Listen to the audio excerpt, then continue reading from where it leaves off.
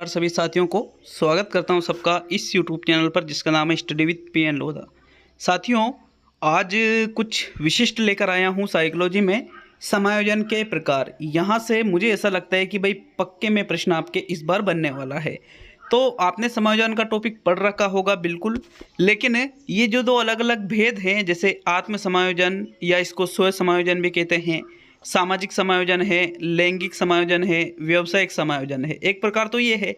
दूसरे प्रकार जो है कुसमायोजन, सुसमायोजन, रचनात्मक समायोजन और प्रतिस्थापित समायोजन।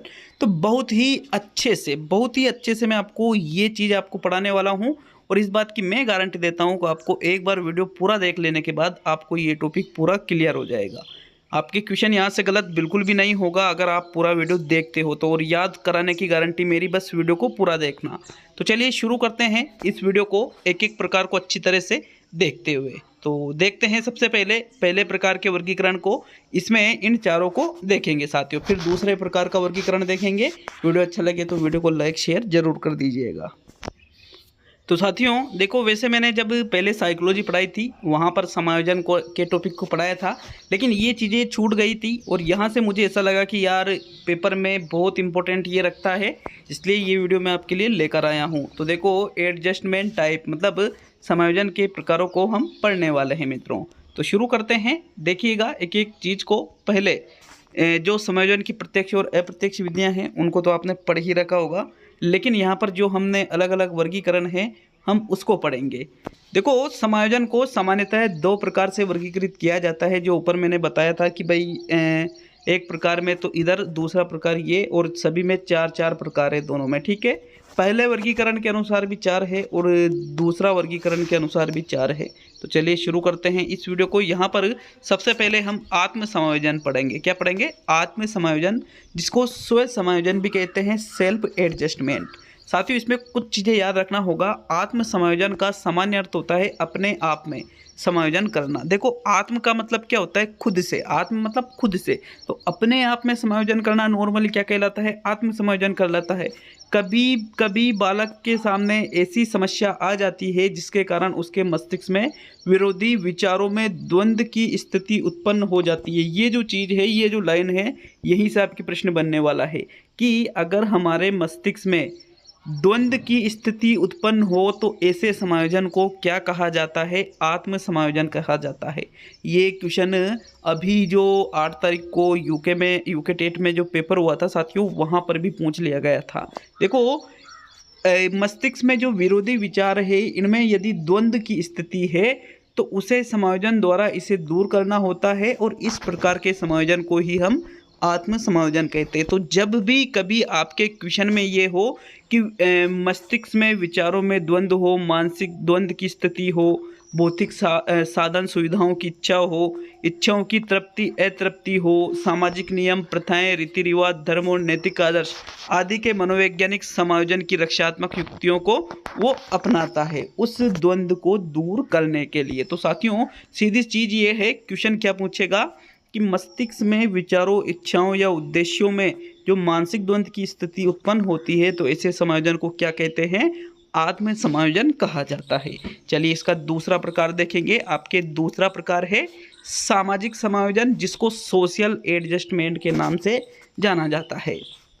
तो देखो, समायोजन का यह महत्वपूर्ण प्रकार है। सामाजिक समायोजन के अंतर्गत व्यक्ति सामाजिक परिवेश में रहते हुए घर परिवार, मित्र, संबंधी एवं पड़ोसियों से उचित तालमेल बनाए रखकर समायोजन करता है। तो इसको सामाजिक समायोजन कहेंगे। देखो प्रश्न कैसे बनेगा कि ऐसा समायोजन जिसमें व्यक्ति सामाजिक परिवेश में रहते हुए घर परिवार, मित्र है, संबंधी है, पड़ोसी है, इनसे उचित तालमेल बनाकर रखता है, तो ऐसे समायोजन को क्या कहते हैं? सामाजिक समायोजन कहते हैं। सामाजिक समायोजन का सीधा सा मतलब ये है कि आसपास में जो हमारे वातावरण है, आसपास में जो समाज के लोग रहते हैं, ठीक है, जिनका संबंध समाज से है, उन चीज़ों के प्रति जो समायोजन किया जाता है वही सामाजिक समायोजन, सोशल एडजस्टमेंट कहलाता है साथियों। ये इसका दूसरा प्रकार है।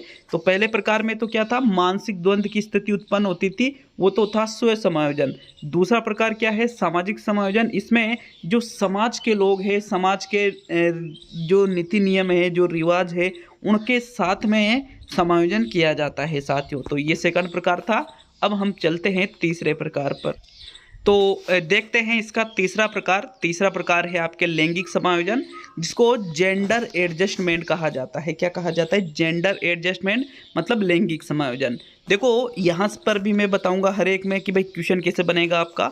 लैंगिक समायोजन के अंतर्गत व्यक्ति यौन संबंधों की आवश्यकताओं की पूर्ति समाज द्वारा मान्य तरीकों से करता है। यौन आवश्यकताओं की पूर्ति नहीं होने पर व्यक्ति में कुसमायोजन व कुंठा का जन्म होता है। तो देखो सीधी सी चीज ये है, लैंगिक समायोजन का मतलब होता है काम पूर्ति की जाती है समाज के नियमों के अनुसार। कैसे? जैसे समाज में जो लैंगिक समायोजन होता है वो, जैसे मान लीजिए कि भाई शादी है, विवाह वगैरह है, तो विवाह करने के बाद में जो एक काम पूर्ति का यूँ मान सकते हो हमें एक जरिया मिलता है, तो वहाँ पर ये एक सामाजिक नियमों के अनुसार है साथियों। और नियमों के अनुसार यदि ये कार्य होता है तो समाज उसको मान्यता देता है। जैसे आपने देखा होगा कि अगर ऐसा नहीं करते हैं हम, तो फिर समाज उसके प्रति आक्रामक व्यवहार अपनाता है या समाज से उसको बेदखल कर दिया जाता है। तो लैंगिक समायोजन का मतलब होता है काम इच्छा की पूर्ति किनके समाज द्वारा जो मान्यता प्राप्त रीति रिवाज है उनके अनुसार करना। अगर ऐसा नहीं होता है तो व्यक्ति में क्या कुसमायोजन और कुंठा का जन्म हो जाता है। तो ये तीसरा प्रकार है साथियों। क्वेश्चन क्या बनेगा कि ऐसा समायोजन जिसमें व्यक्ति यौन संबंधों की आवश्यकताओं की पूर्ति समाज द्वारा मान्य तरीकों से करता है, कौन सा समायोजन कहलाता है? लैंगिक समायोजन। तो हमने 3 प्रकार पढ़े हैं, कौन कौन सा? एक तो स्व समायोजन पढ़ लिया, एक सामाजिक समायोजन पढ़ लिया और एक लैंगिक समायोजन पढ़ लिया। वापिस मैं दोहरा देता हूँ। स्व समायोजन में क्या होता है? मानसिक द्वंद्व शब्द याद रख लेना। सामाजिक समायोजन में क्या होता है? जो समाज के लोग हैं उनके साथ समायोजन रखकर चलते हैं। लैंगिक समायोजन में क्या होता है? जो काम पूर्ति है वो समाज द्वारा मान्य तरीकों से पूरी की जाती है। तो चलिए चौथा प्रकार देखेंगे, व्यावसायिक समायोजन, प्रोफेशनल एडजस्टमेंट इसको इंग्लिश में कहा जाता है। तो देखो इसके अंतर्गत व्यक्ति अपने व्यावसायिक कार्य क्षेत्र में अपने सहकर्मियों के साथ उचित व्यवहार करते हुए सम्मान प्राप्त करता है तथा अपने व्यवसाय से संतुष्टता तथा संतोष प्राप्त करता है। व्यवसायिक का मतलब ये है कि भाई जहाँ पर हम अपनी इनकम जहाँ से लाते हैं या जहाँ से हमारी इनकम होती है, जो हमारा बिजनेस होता है, तो वहाँ पर जो जो लोग रहते हैं उनके साथ में हम किस प्रकार से समायोजन करें, वही व्यावसायिक समायोजन कहलाता है। जैसे सहकर्मी का मतलब क्या हुआ? साथ में काम करने वाले। ऐसे लोगों के साथ में हम उचित व्यवहार करते हैं, देखते हैं कि हाँ भाई उचित व्यवहार करेंगे तो हमें भी प्रॉफिट मिलेगा, इनको भी प्रॉफिट मिलेगा, व्यवसाय अच्छा चलेगा। तो इसके लिए जो समायोजन किया जाता है उसको ही व्यावसायिक समायोजन कहा जाता है साथियों। जैसे मान लीजिए आप 10 जो लोग हैं, आप 10 लोगों ने कोई बिजनेस खोला, उस व्यवसाय में 10 ही बिल्कुल एक रूप होते हुए अगर कार्य करते हैं तो व्यवसाय फलता फूलता है। कुछ विचारों में मतभेद भी होता है, लेकिन कोई अपने विचारों में पीछे हट जाता है, तो वो क्या हुआ? फिर वो व्यावसायिक समायोजन हुआ साथियों। ठीक है, ये चौथा प्रकार था। तो हमने पहले 4 प्रकार पढ़ लिए हैं। कौन कौन से पढ़े? एक तो हमने स्व या आत्म समायोजन पढ़ा, एक हमने सामाजिक समायोजन पढ़ा, सामाजिक, एक हमने लैंगिक समायोजन पढ़ा और एक ये चौथा प्रकार व्यावसायिक समायोजन पढ़ा। तो आशा है चारों समझ में आए होंगे। कैसे कैसे याद रखना है? स्वयं समायोजन मतलब मानसिक द्वंद्व की स्थिति में समायोजन करना। सामाजिक समायोजन मतलब समाज के जो लोग हैं उनके साथ समायोजन करना। लैंगिक समायोजन में जो काम पूर्ति है वो समाज के नीति नियम जो हैं उनके अनुसार काम पूर्ति करना। और जो व्यावसायिक समायोजन है वो अपने व्यावसायिक क्षेत्र में जो सहकर्मी हैं उनके साथ समायोजन किया जाता है। तो ये पहला 4 प्रकार है। ठीक है, अब इसके जो दूसरे 4 प्रकार है उनको देखेंगे। तो आशा है आपको ये 4 प्रकार समझ में आए होंगे और याद भी होंगे। तो चलिए इसका दूसरा प्रकार देखेंगे। देखो दूसरे वर्गीकरण के अनुसार भी समायोजन 4 प्रकार का ही होता है। तो इन चारों प्रकारों को भी पढ़ेंगे। भाई पहले में भी 4 प्रकार, दूसरे में भी 4 प्रकार। तो सबसे पहले सुसमायोजन हम यहाँ पर पढ़ेंगे। सु मतलब क्या होता है? अच्छा। ठीक है, सु मतलब अच्छा। अच्छा समायोजन जो है उसके इसका शाब्दिक अर्थ निकलता है अच्छा समायोजन। तो देखो देखते हैं इसको। सुसमायोजन का अर्थ है बालक द्वारा अपनी क्षमताओं, योग्यताओं और अपने पर्यावरण के मध्य समायोजन करने में सफल होना। तो जो सीधी सी चीज़ है कि जो व्यक्ति अपने आसपास के वातावरण से, अपने सभी चीज़ों से एक तरह से अच्छे से एडजस्टमेंट कर ले, तो अच्छे से सफल हो जाए। यदि वो हर चीज़ में एडजस्टमेंट करने में, तो उसको ही सुसमायोजन कहा जाएगा। इसमें देखिएगा आगे, बालक अपनी क्षमताओं एवं योग्यताओं का आकलन कर उनके अनुसार आवश्यकताएं, जो आवश्यकता बालक की है, इच्छाएं हैं, जो उसने उद्देश्य निर्धारित कर रखे हैं, इनकी पूर्ति में वो समय नहीं लगता है और वह अपने कार्य कुशलता एवं संतुलित व्यवहार से संतुष्टि एवं प्रसन्नता को प्राप्त करता है।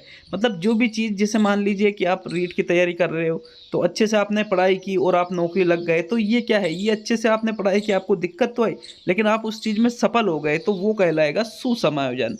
देखो, यदि इनकी पूर्ति में बाधाएं आती है तो भी वह सचपूर्ण ढंग से इनका सामना करता है। जो सुसमायोजन करने वाला है, जैसे मान लीजिए अभी लास्ट टाइम आपके रीट भर्ती का चल रहा है, तो आपके भी कई सारी दिक्कत आती है, लेकिन फिर भी आप उनको दूर करते हुए, आसानी से दूर करते हुए आप सिलेक्शन दे देते हो, तो मतलब आपने सुसमायोजन कर लिया।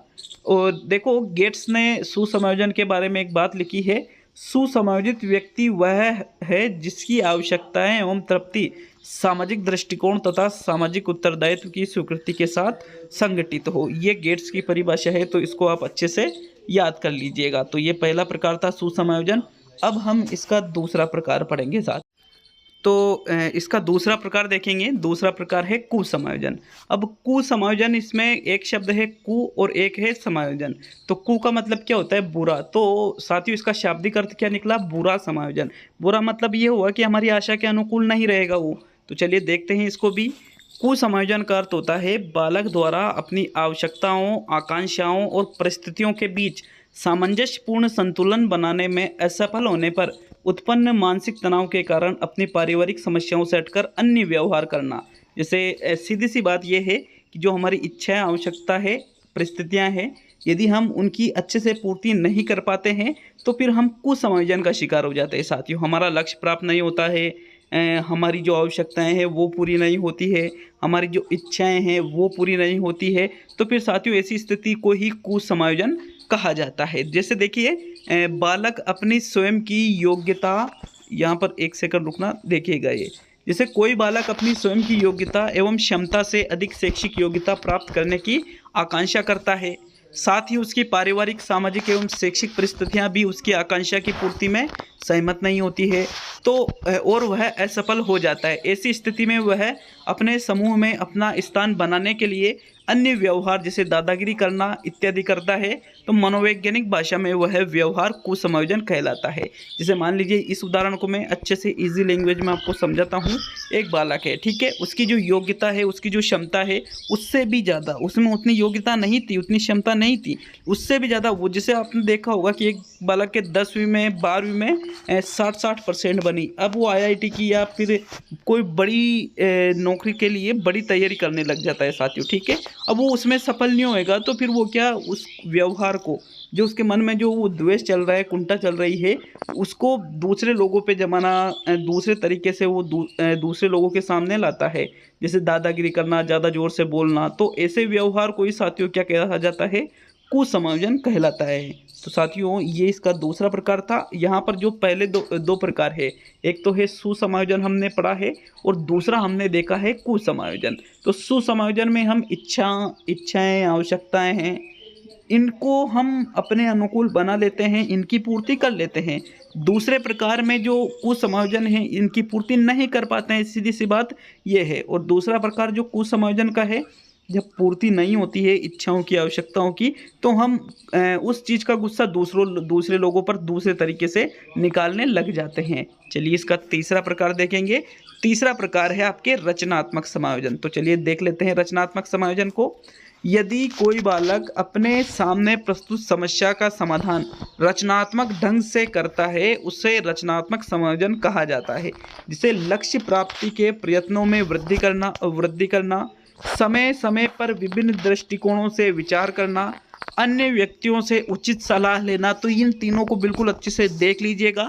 ये तीनों उदाहरण आपके रचनात्मक समायोजन में एग्जाम में भी यही पूछे जाएंगे अगर क्वेश्चन आया तो, कि भाई यदि कोई व्यक्ति लक्ष्य प्राप्ति के प्रयत्नों में वृद्धि करता है, मतलब जैसे रीट की तैयारी कर रहे हो तो आप बहुत ही ज़्यादा, पहले से बहुत ज़्यादा पढ़ाई करने लग गए, समस्या जो आपके सामने आती है विभिन्न दृष्टिकोण से आप उसका विचार करते हो। रचनात्मक मतलब सृजनात्मक समायोजन भी इसको आप कह सकते हो। अन्य व्यक्तियों से उचित सलाह ले रहे हो, तो ऐसे समायोजन को ही रचनात्मक या सृजनात्मक समायोजन या मौलिक समायोजन के नाम से भी जाना जाता है साथियों। तो अब इसका अंतिम और चौथा प्रकार देखेंगे, लेकिन वीडियो अच्छा लगे तो लाइक शेयर जरूर कीजिएगा। देख लेते हैं इसका चौथा और अंतिम प्रकार, जो है आपके प्रतिस्थापित समायोजन। तो देखो, यदि बालक द्वारा किए जा रहे प्रयत्नों से आकांक्षित लक्ष्य की प्राप्ति नहीं हो पा रही है तो वह प्रतिबंधित लक्ष्य का प्रतिस्थापन करके स्वयं को समायोजित कर सकता है।